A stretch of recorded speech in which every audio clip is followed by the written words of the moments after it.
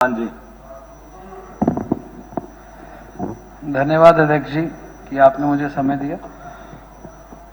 मैं अपने सोनीपत विधानसभा के एक बहुत ही अहम मुद्दे को रखना चाहता हूं आज, जो हमारे शहर के अंदर कुछ एक पुराना इलाका ऐसा है जहां पर इंतकाल नहीं थे पुराने समय से, और जो आज हमारे प्रदेश के अंदर रजिस्ट्री का जो पोर्टल है जिससे रजिस्ट्री होती है वो हैरिस सॉफ्टवेयर के माध्यम से होती है। साथ में जो हमारे पोर्टल के ऊपर रेवेन्यू रिकॉर्ड है, जितना रिकॉर्ड हमारे पोर्टल पे है, जिनके इंतकाल है उनका रिकॉर्ड तो पोर्टल पे है, पर जिनकी रजिस्ट्रियां पुराने समय से हुई हैं और इंतकाल नहीं हुए हुए, आज उनको जब वो अपनी जमीन को, प्लॉट को, दुकान को जब बेचने के लिए जाते हैं तो उनको वहां पर मना कर दिया जाता है कि रजिस्ट्रियां उनकी नहीं हो पाएंगी क्योंकि उनकी इंतकाल नहीं है। तो मैं आपके संज्ञान में ये लाना चाहता हूं कि जो जिन कॉलोनियों के या जिन एरियाज के, खासकर कुछ मैं नाम बोलूंगा कॉलोनियों के, बैयापुर, कालूपुर, रामनगर,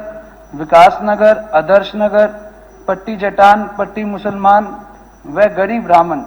ये कुछ ऐसे एरिया हैं हमारे शहर में जो पिछले 30-30, 40-40 साल से बसे हुए हैं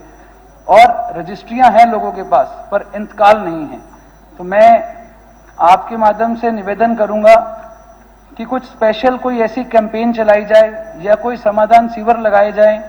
या स्पेशल कोई ड्राइव चलाई जाए या फिर इन एरियाज के अंदर इंतकाल ना मांगे जाएं जब वो अपनी जमीन को बेचने के लिए जाते हैं। तो एक बहुत बड़ी समस्या है, क्योंकि जब कोई भी व्यक्ति रजिस्ट्री के लिए तहसील में जाता है तो उसको वहां से वापस भेज दिया जाता है, और बीच में कुछ लोग ऐसे हैं, शरारती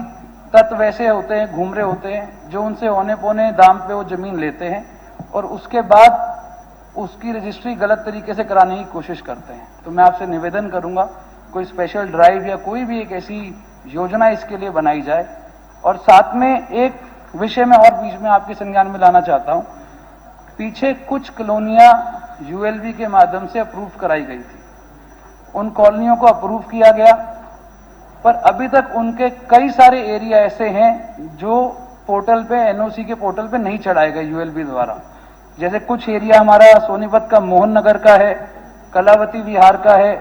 फौजी कॉलोनी का है, इंडियन कॉलोनी का है, मयूर विहार का है, जीवन विहार एक्सटेंशन का है। ये दो विषय ऐसे हैं स्पीकर साहब जो मैं आपके माध्यम से सरकार के संज्ञान में लाना चाहूंगा कि इस पे खास तौर से